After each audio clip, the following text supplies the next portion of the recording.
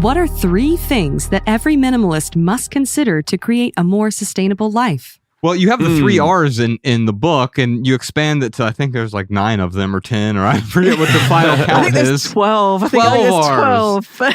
And so I don't like this sort of overly simplistic level of thinking. If I just do these 3 things, but then, of course, there is sort of the 80-20 rule, where it's like, what is the low-hanging fruit here? Mm-hmm. And so maybe you could talk about 3 things for your average person, or a handful of things that would make sense to live a more environmentally friendly life. Sure. Oh, wow. That's a big question. The first thing I would say to people is do an audit of the way that you live. Because what I talk about in the book, there's 12 different R's, 11 and 12 are kind of together. And a lot of us can kind of work our way through that. But I've also had conversations with people that have said, what things do I need to buy to become, more environmentally friendly? Or what do I need to do to become more environmentally friendly?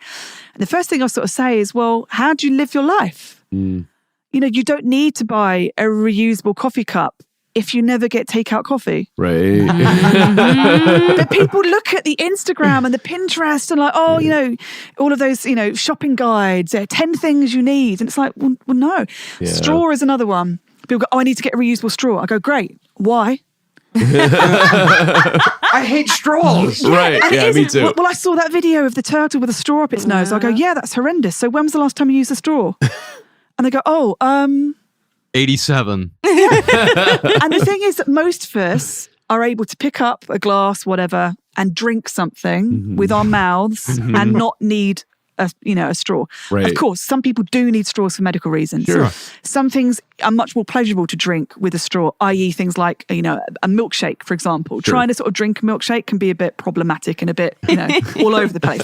But most of us don't need a straw most of the time. So a thing like that, the first thing I'd say is do an audit of your life. Okay. What do you need? Yeah. And also what you don't need.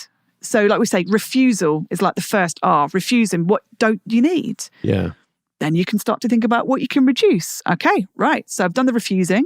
Now what can I think about reduction? What could I do to reduce the amount of materials I'm using? The single-use elements that I have.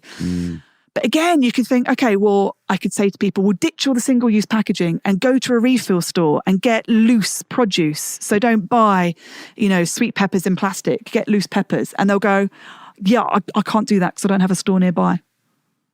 Well, you kind of need to understand the environment that you're in. You could say to somebody, ditch your car and walk everywhere. Great. But if it's 5 miles from where you are to the nearest store, are you going to walk that all the time?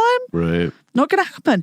So the template for one is not the template for the next person. So the first thing is always to figure out exactly where you are and then figure out what you can do. And then it kind of goes from there. So there isn't really a magic 3. 3 is the magic number. There isn't. It depends on you. But just examining your life and figuring out what you can do. That's the first step. Did you enjoy this standalone Patreon highlight? If so, you can listen to full episodes of the Minimalist Private Podcast, available exclusively on Patreon. Visit patreon.com/theminimalists or click the link in the description. Your support keeps our podcast and YouTube channel 100% advertisement free.